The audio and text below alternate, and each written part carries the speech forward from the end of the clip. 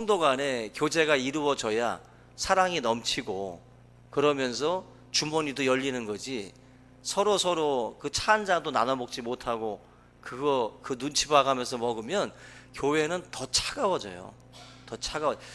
잃는 것도 있지만 얻는 게 더 큽니다. 얻는 게 찻값 좀 먹는 거 마시는 거 아꼈다가 더 주머니가 다쳐요. 우리 교회 펑펑 쓰는 것 같아도 그렇지 않습니다. 지금 우리 교회만큼 재정 커지는 교회도 없어요. 우리 시차례에서, 우리 노회에서 성도님들이 인색하질 않아. 그만큼 열심히들 하고 계세요. 우리가 하고 있는 사역은 결코 여러분들이 서로 간에 마음이 열리고 서로 대접하고 서로 나누는 분위기가 될 때 서로 큰 마음이 열려서 하나님의 일도 감당하는 거예요. 그래서 우리 여러분들이 교회가 성장한다는 것은 다른 게 아닙니다. 뭔가 이렇게 우리들을 위해서도 쓰지만 또 외부적으로도 저와 여러분들이 선교를 생각하고 그러한 작은 것보다도 여러분들이 이런 큰 하나님의 사명들을 우리가 깨닫고 거기에다가 초점을 맞춰서 우리가 갈 필요가 있어요. 지금 그 현대 교회가 회복해야 될 그런 신앙이 바로 이 데살로니가에서 말씀하고 있는 이런 세 가지의 어떤 그 모습들인데, 이 현대 교회가 지금 이걸 잃어버리고 있기 때문에 욕도 먹고 있는 거고, 만약에 우리가 이 세 가지를 다 갖추어서 믿음의 역사, 사랑의 수고, 소망의 인내를 우리가 만약에 펼친다면 참 아름다운 교회로 소문난 그런 교회로 인정을 받으리라고 생각이 됩니다. 그 다음에 여기 보시면 4절에 하나님의 사랑하심을 받은 형제들아 너희를 택하심을 아노라. 여기 지금 중국에 그 선교의 문을 열었던 그 허드슨 테일러라는 분이 있는데, 이분이 그 고국의 선교사로 이제 고국에서 이제 선교사를 모집하기 위해서 이제 공고를 내고 많은 사람들을 이제 면접을 했는데, 선교사 면접 중에 이런 질문을 던졌습니다. 허드슨 테일러가 왜 중국에 가려고 하십니까? 라고 물었습니다. 그때 많은 그 지원자들이 대답을 할 때 죽어가는 영혼들을 살리기 위해서, 멸망하는 그 영혼들을 살리기 위해서 내가 가고자 한다. 그리고 또 어떤 분들은 중국을 변화시킬 수 있는 유일한 길은 전도다. 그래서 내가 중국에 가려고 한다. 그때 이 허드슨 테일러가 그런 대답을 했습니다. 다 일부 여러분들의 대답도 틀린 것은 아니지만 그것만으로는 부족하다. 그 대답만으로는 부족하고, 당신들이 역경과 그리고 선교의 어려움에 직면하게 되면 흔들리고 만다라는 거죠. 그런 것만 가지고 가서는 당신들은 흔들린다는 거예요. 그래서 그 지원자들이 그러면 도대체 허드슨 테일러 당신이 생각하는 도대체 중국에 가려고 하는 이유는 뭡니까? 라고 되물었어요. 그때 허드슨 테일러가 대답하기를 딱 한 가지, 나에게는 한 가지 동기밖에 없다. 바로 그들을 사랑해서 간다. 그들을 사랑하기 때문에 간다는 것. 이것이 중국 선교의 분명한 어떤 그 마음의 동기가 되지 않으면 당신들은 가서도 금방 흔들린다는 거죠. 결국 우리가 그 어떤 사역을 감당을 할 때에 이러한 어떤 그 베이스가 깔려 있어야 돼요. 이 베이스가 깔려 있어야만이 우리가 하나님의 일들을 흔들림 없이 잘 끝까지 감당할 수가 있다라는 것입니다. 하나님도 우리한테 이렇게 올 때, 그죠? 이 땅에 인간의 몸으로 오실 때 어떤 동기로 오셨습니까? 요한복음 3장 16절, 하나님이 세상을 이처럼 사랑하사 독생자를 주셨으니 우리에게로 이렇게 오실 때 동기가 뭐예요? 사랑 때문에 오셨다는 거예요. 우리를 사랑하셔서 이 땅에 오셨다는 거예요. 그래서 십자가를 지신 거예요. 사랑의 마음을 가지고 오셨기 때문에 지신 겁니다. 중국 선교도 똑같다는 거예요. 내가 중국에 들어갈 때에도 중국 사람들을 사랑하지 않으면, 사랑하기 때문에 내가 가지 않으면 이 여러 가지 뭐 동기를 가지고 오지만 그 사랑이 깔려 있지 않으면 안 된다라는 거예요. 안 된다. 자기 만족이나 성취의 어떤 그 동기, 막 업적을 쌓는 사람도 있거든요. 선교사들 중에도 별의별 사람 다 있습니다. 막 자기 공치사와 자기 업적, 뭔가 사람들 앞에서 막 그냥 뭐 사기꾼들도 많고요. 선교 사진들도 막 일부러 동네 사람들 갑자기 불러다 놓고서 앉혀놓고 사진 찍은 다음에 그 다음에 선교사가 마치 굉장히 교회가 부흥된 것처럼 속이고서 사진들을 보내는 선교사들도 있어요. 선교 사역을 안 하면서도 온갖 짓을 하고 다니면서도 그렇게 선교사 흉내를 내는 사람들도 있습니다. 우리가 결국 이 어떤 자기 만족, 막 어떤 그 성취욕, 뭐 이걸 가지고 들어가는 경우도 있지만 이건 잘못된 동기고, 하나님의 마음으로 사랑의 마음을 가지고 사역하지 않으면 힘들다. 여기 이 바울이 전도 여행을 시작을 하고 데살로니가에 복음을 전한 것도 똑같다는 거예요. 자신에게 베풀어 주신 그 사랑에 감격해서 죽어가는 한 영혼 한 영혼 또 지극히 사랑하는 마음으로 바울도 복음을 전한 것입니다. 바울이 그 데살로니가 교회에다가 전해주고 싶었던 메시지가 뭐냐면은 4절 말씀에 뭐라고 그러냐면 하나님의 사랑하심을 받은 형제들아, 이렇게 말해요. 당신들은 하나님의 사랑을 받은 사람들이라는 거예요. 하나님의 사랑을 받은 사람들이다. 이게 되게 중요하죠.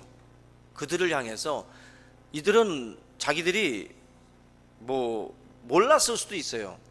그들이 받은 이 복음이, 이 복음을 받아들이긴 했지만 이 복음이 어떻게 자신들에게 왔는지 뭐 잘 모를 수도 있습니다. 이게 하나님의 선물로 주어진 것이고 또 하나님의 사랑 때문에 우리에게 주어진 것이 이 복음이거든요.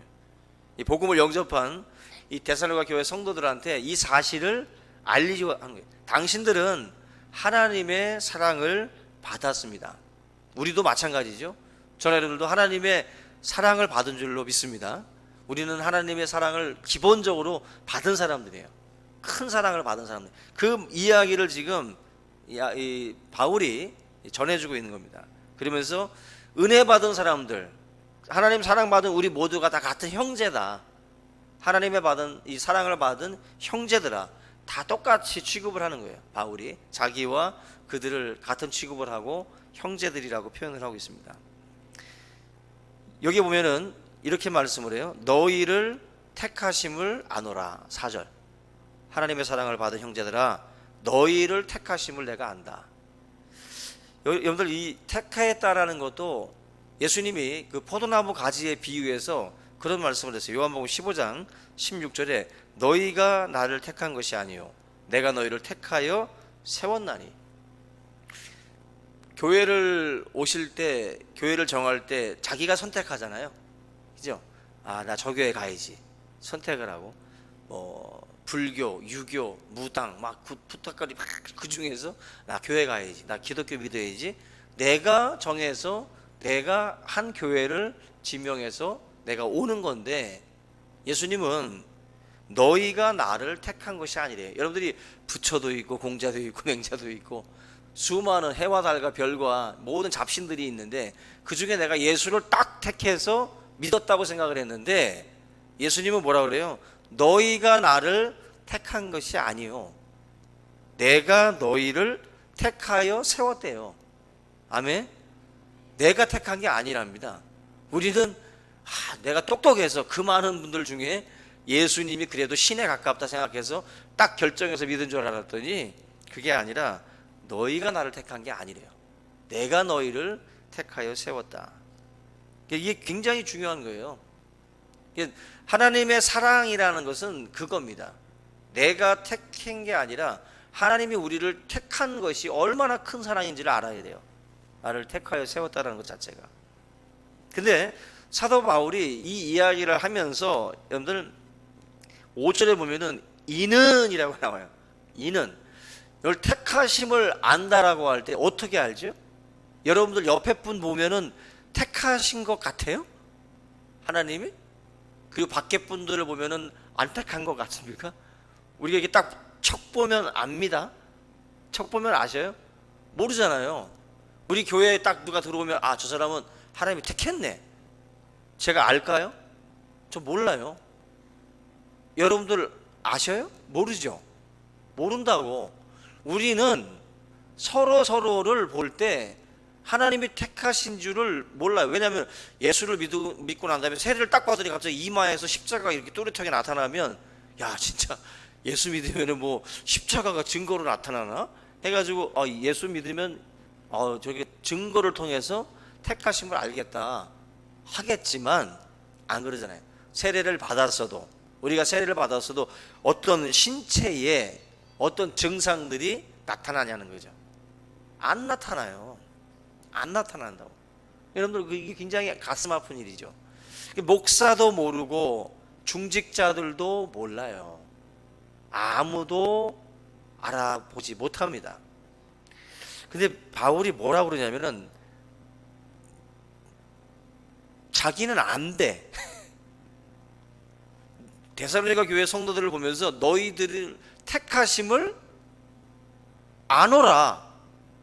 바울은 그 교인들을 보면서 안 돼요. 이게 도대체 뭘 가지고 바울이 이 사람들이 택하셨는지 아냐는 거죠.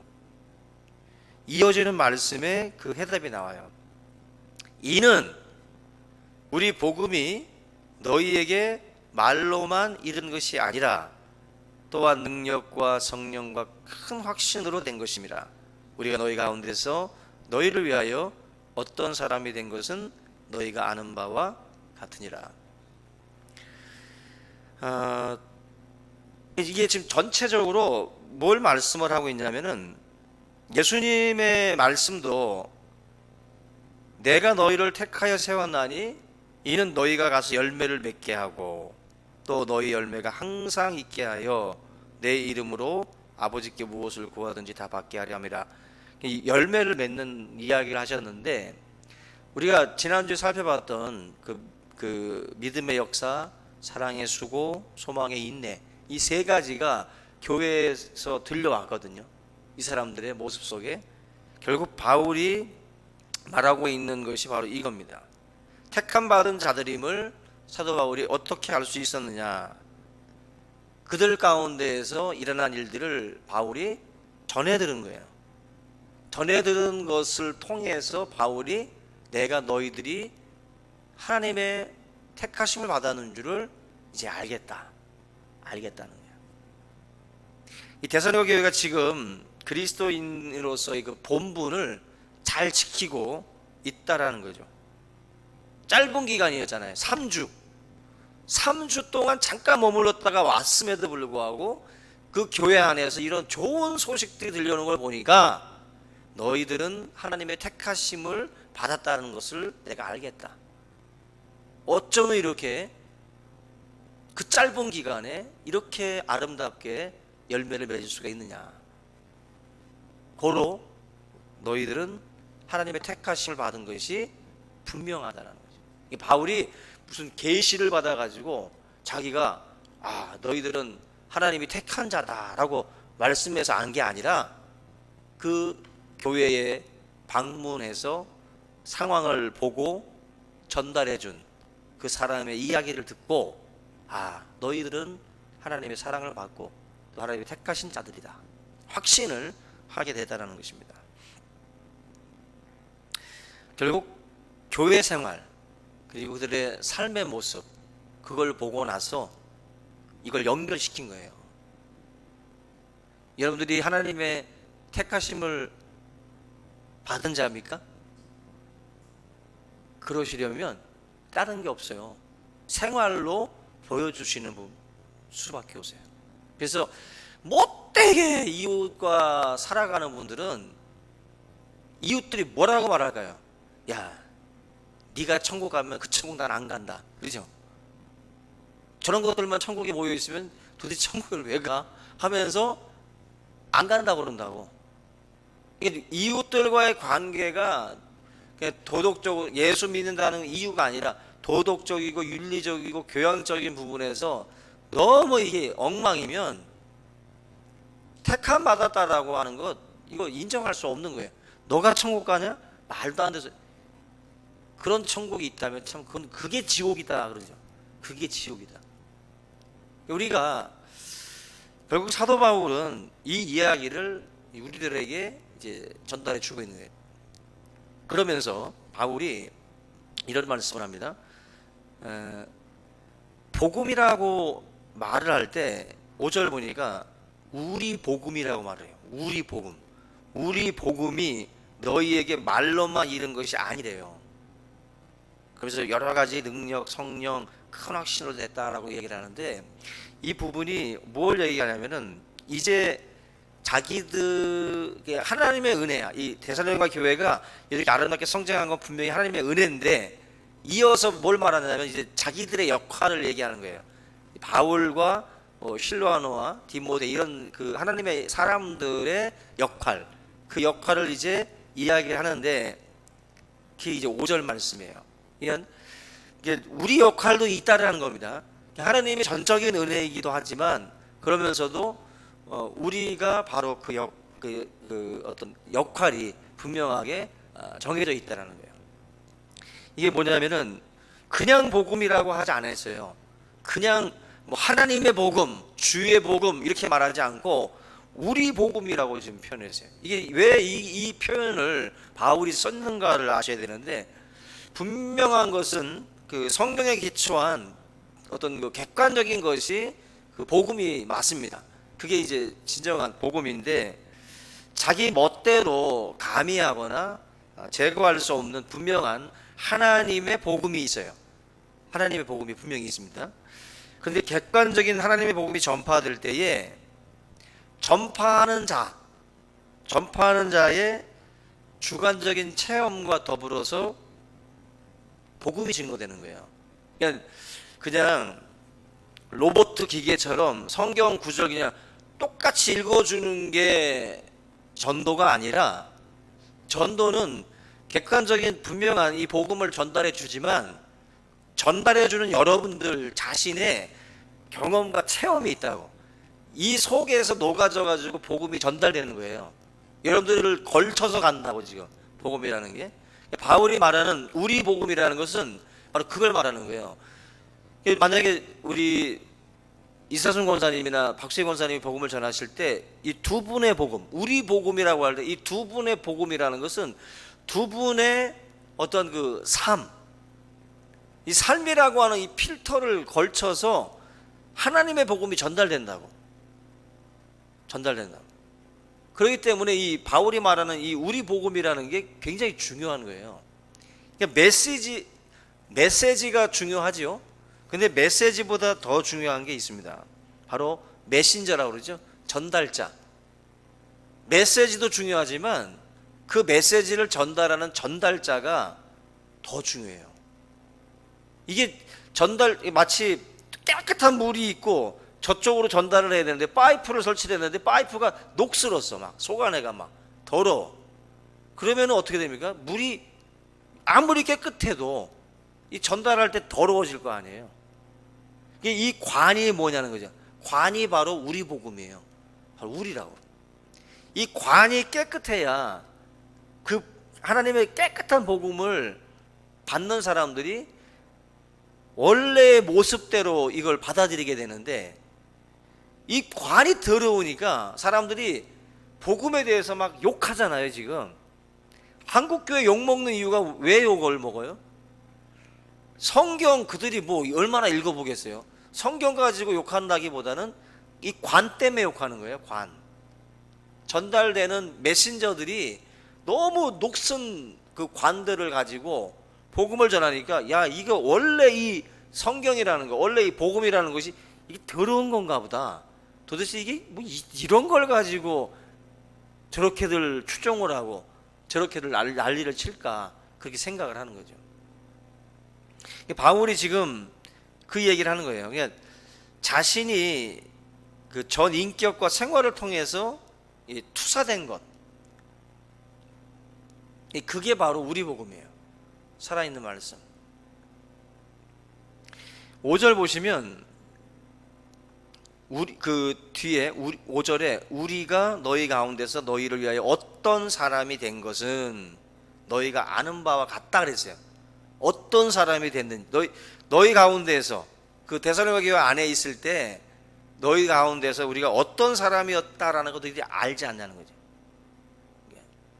이게 그 사람이 소양이나 인격이나 교양이 없으면 이 복음이 제대로 전달될 수가 없어요. 그래서 동네에서 욕먹는 사람은 그냥 용화사 다닌다고 하는 게 나아. 그냥 충신교회 다닌다고 하지 말고. 하나도 도움이 안 돼요. 입만 열면 교회가 욕먹는 거예요. 그 사람은. 그만큼 이 메신저가 굉장히 중요한 겁니다. 그래서 복음이 아무리 깨끗하면 뭐예요? 복음이 아무리 순수하면 뭐하냐고. 그 전달해서 떠다 주는 사람이 더러운 손으로다가 막 떠다 주고 있으니 그걸 누가 먹냐는 거죠. 바울이 지금 그 이야기를 하면서 내가 어떤 사람으로 살았으며 어떤 모습으로 내게 비춰졌는지를 말해주고, 그러면서 그들도 마찬가지로 이런 세 가지의 특징들을 보여주는 이 모습을 보면서 너희들은 하나님의 사랑을 받았고 너희들은 하나님이 택하신 자가 분명하다, 그걸 사도 바울이 확신 있게 전하고 있는 겁니다.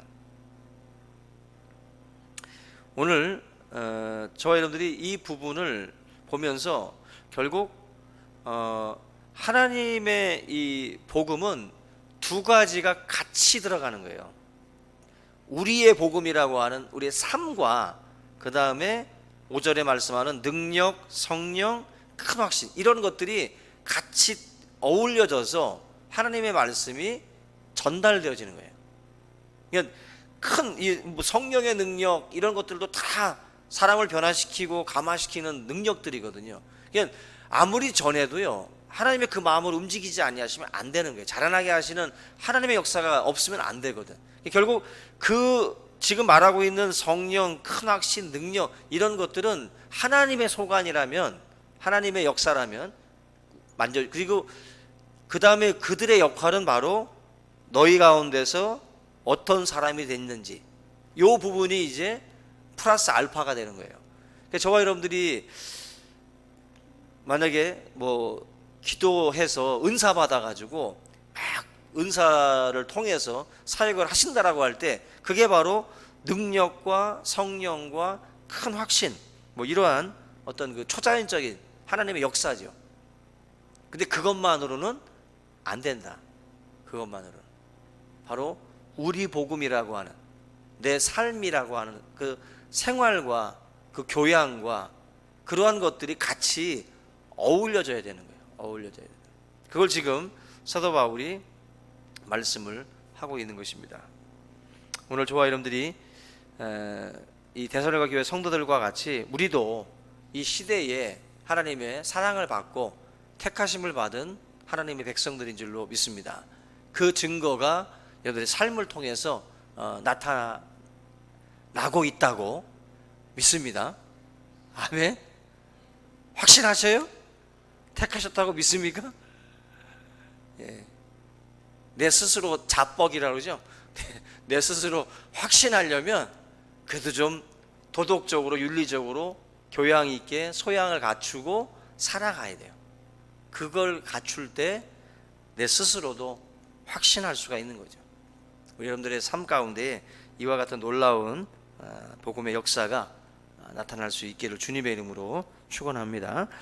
우리 이 시간 찬송 한 장 하시고요, 우리 같이 오늘 말씀 붙들고 간절하게 기도하겠습니다. 우리 252장 찬송가 252장 우리